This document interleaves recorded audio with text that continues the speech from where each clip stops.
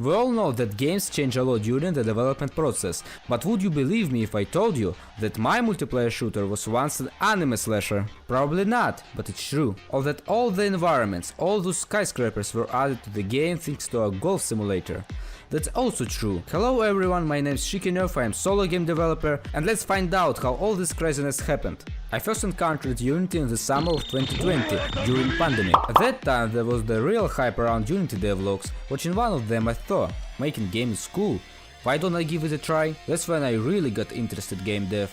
So I downloaded the best of the worst engines in the world and started learning C#, creating models in Blender, but that's not what this video is about. The most important thing is what my first dream game was, and what I did. The game was going to be a slasher, where the player had to destroy the enemies that had taken over his lair. Okay, that makes sense, but who would be the enemy? At that time, a friend of mine didn't like anime. Very much, and that influenced me. So our enemies were anime people. Square anime people with sticks. And don't ask me why they took over the player's house, why they're square, just accept it. And that creation was made in about a week. And it's my pride. A special highlight of the game were the sounds. Just listen to this. I could have continued to develop this project until its release, but one day my Windows started giving me a blue screen of death every hour, and I thought it would be a good idea to reinstall it. The problem was that the Unity was installed on disk D, and the game developed was installed on disk C. The same place as Windows itself. And you're right, after formatting the entire C drive, I was surprised to find that Unity doesn't see my project. So what you see is the only build I managed to do before the project died, rest in peace. After losing all my work, I decided to quit game dev and deleted Unity. But the next day I realized that I was missing something. I really enjoyed game dev, and it's not a good idea to give up on it because of one lost game, especially since it was so crazy. Look at it again. So Unity was downloaded again, but... So now what? Anime Smasher failed, but after that I created 3 more incredible projects. Yeah, so let's move on to the second game. For my second game, I decided to change the setting and genre. Anime genocide is fun, but it's stupid and there's a chance to get a lot of hate, so decided to switch to zombie genocide, or rather zombie action. What madness was going on in my head at that moment? The main problem was that I could visualize the game in my head, but I didn't have the strength and skill to release it. And instead of the copy of Dying Light, I got a copy of Unturned at best. The saddest thing is that I didn't save any build of this project. There are only 2 screenshots of the engine and a crooked render in Blender. But what happened before that? Development started. That's when the weapon was created that could even shoot zombies. Yes, these were the enemies. Good progress. That could chase the player and ragdolls for the enemies. And that's about all I had time to do. Why so little? It's very simple. I managed to screw up this project again. It happened for the same reason as the first game. Screen of the dev, formatting the C drive, missing game. I learned nothing from the previous mistake. This time the reason was technical. Due to the problems with the PC processor and new RAM. In general, I was left without a game again and had to start a new, third project. I started working on my third game about 2 months after my introduction to Unity. And you're not gonna believe me, I put the project files on the D drive. Finally, that's when I changed the genre and setting of the game again. The game was now going to be an open world shooter with a faction system, a choice and consequence mechanic, and advanced graphic. It sounded great, but when you find out it's been made by a high school kid with 3 months of experience. Anyway, let's see what I've done. In this build you can see the player, the gun, the axe, the day and night system. You could blow up a wall with the barrel. And all this was created in 4 months. Alright, but now answer the question. What do you think Kai, the best game designer in the world, did for the next 6 months?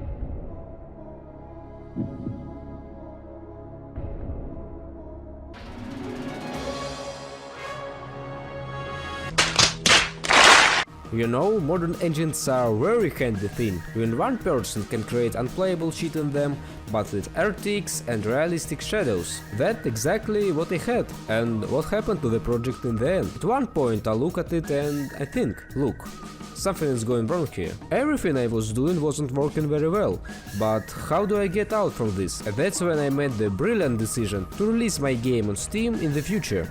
I had no idea what my game would up in the end, but this game was definitely not going to be published. I needed something else. So I wanted to release a real hit, I had to do something with the third game. I could have restarted development based on it, but its management was terrible. All code must be rewritten, and I have to make new 3D models, create new...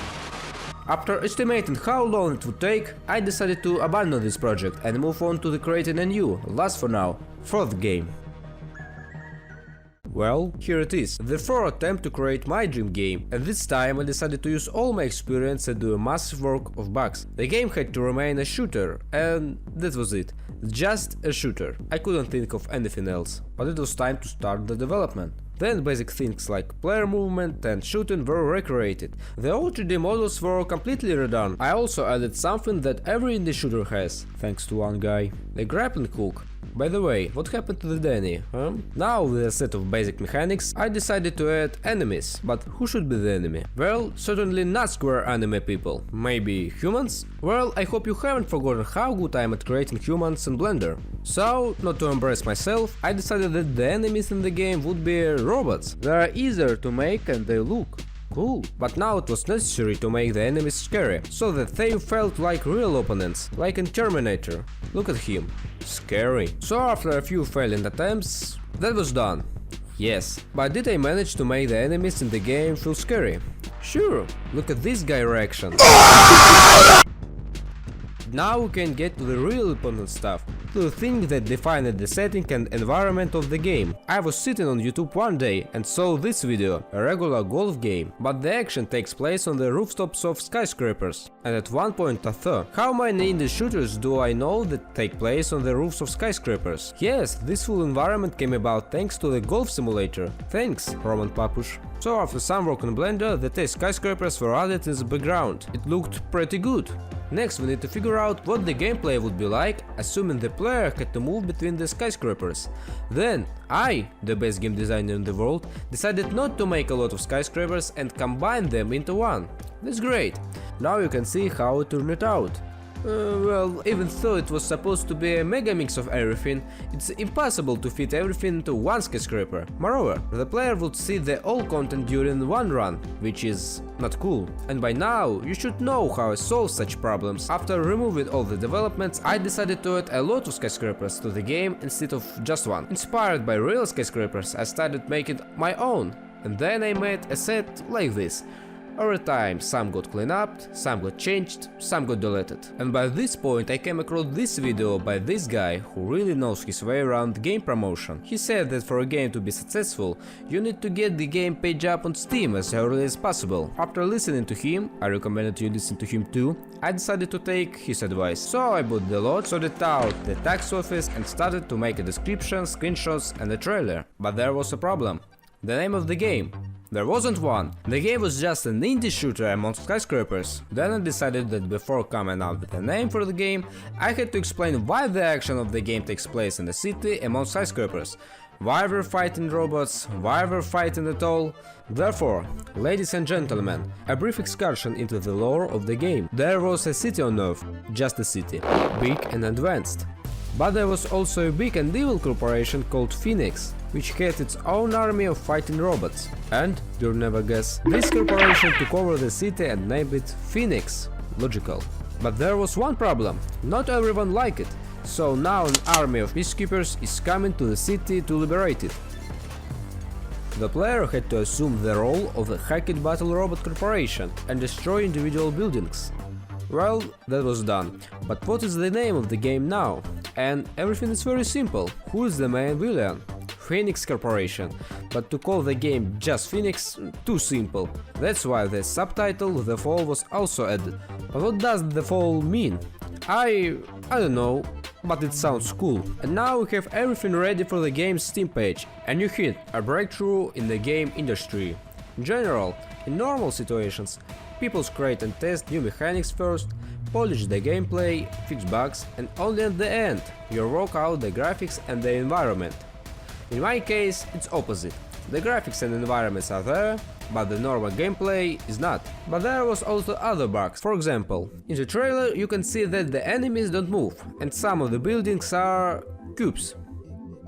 Now back to this man. In his video he also talked about the most effective way to promote the games. Every indie developer knows that the most important thing for a game coming out on Steam is wishlist. So how to get them?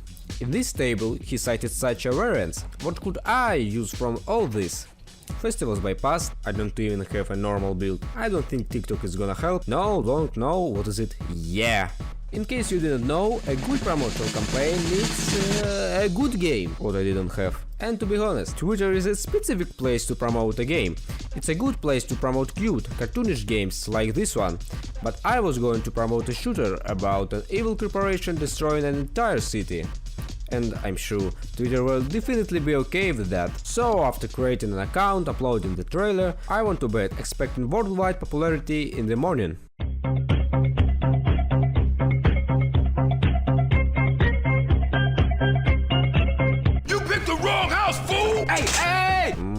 Better luck me next time. Now I should probably tell you what happened to my game after all this. I've been polishing everything that's been done lately. From the basics. Hands were added for the main character. Science floating weapons are out of fashion now. But was everything good with the game? Well, not so much. The main problem is the low number of wishlists because of an incredible successful marketing campaign. And big problems with replayability. There's only one map, and no matter how elaborate the skyscrapers are or how many games are in the game, the player will just get bored after many times. So how do I get out of this situation? Well, first of all, the worst is over, and secondly, if you visited the game's page in Steam, you could pay attention to these points. Yes, now we come to the next big change in the game, because from a single player shooter, the game is transformed into a multiplayer shooter. By doing this I have tripled the complexity of my life and also pushed back the release date by a year, or even a couple of years. Yay. And it's all. Subscribe to the channel so you don't miss new videos about my game design nightmares and wishlist Phoenix the Fall. And thank you so much for watching.